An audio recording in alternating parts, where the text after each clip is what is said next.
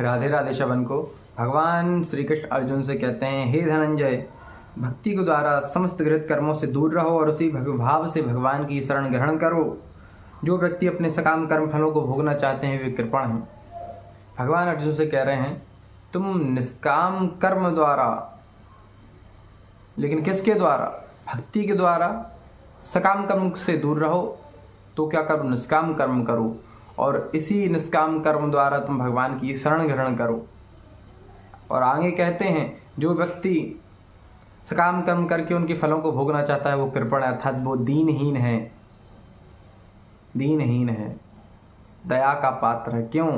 जो सकाम कर्म करके फल को भोगना चाहता है वो बंधन में एक तो हो जाता है, वो मृत्यु और जन्म मृत्यु के चक्कर से कभी मुक्त नहीं हो सकता, इसलिए वो दीनहीन है। उसको अनंत काल तक कष्ट भोगने होंगे जो सकाम कर्म करता है और जो भगवान की शरण में नहीं है।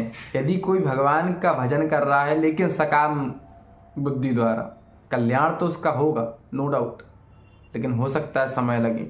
सकाम कर्म से सकाम उसकी बुद्धि द्वारा यदि हम भगवान का भजन करते हैं तो कल्याण तो होगा, लेकिन हो सकता है कभी कभी हम गलत भी करते हैं। सकाम बुद्धि में दुनिया भर की इच्छाएं आ जाती हैं, किसी के प्रति गलत भाव आ गया, हमने भजन से कहा अगर हमने इतना भजन किया हो तो उसका ऐसा हो जाए।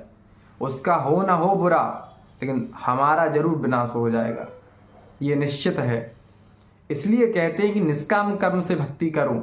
निष्काम कर्म से भक्ति करोगे तो हमें परिणाम की चिंता नहीं रहेगी, सुख मिले दुख मिले हम उसी में प्रसन्न रहेंगे। और एक बात याद रखना, जब हम निष्काम कर्म से भक्ति करते हैं, निष्काम भाव से भक्ति करते हैं तो भगवान अवश्य न अवश्य हमको सुख देते हैं, आनंद देते हैं, वो सब कुछ देते हैं जिसकी हमने कभी चाह की होती है। अब नहीं है चाह, लेकिन कभी तो क्या हमारी चाह थी, वो सब कुछ भगवान दे देते हैं। ये है निष्काम भक्ति का फल। और इसके सब कुछ देने के बाद भी वो रुकते नहीं हैं, वो अपना प्रेम दे देते हैं और स्वयं उस भक्त के साथ साथ चलते हैं, कदम से कदम मिला करके।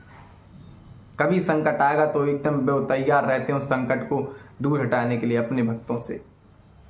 इसलिए निष्काम भक्ति सबसे श्रेष्ठ भक्ति है। इसलिए भगवान को सबसे प्रिय अपने निष्काम भाव से प्रेम करने वाले भक्त उनको सबसे ज़्यादा प्रिय हैं। इसलिए खूब इच्छा मत करिए, भगवान तो वैसे भी पूर्ण कर देंगे। माता जी से रोटी मांगो ना मांगो, वो तो खिलाई देगी। इसलिए बच्चे बन के रहोगे तो सब कुछ हाथ में जमा जमा मिल जाएगा। इसलिए निष्काम भाव से कर्म करिए, भक्ति करिए और खूब नाम जप करिए। राधे राधे।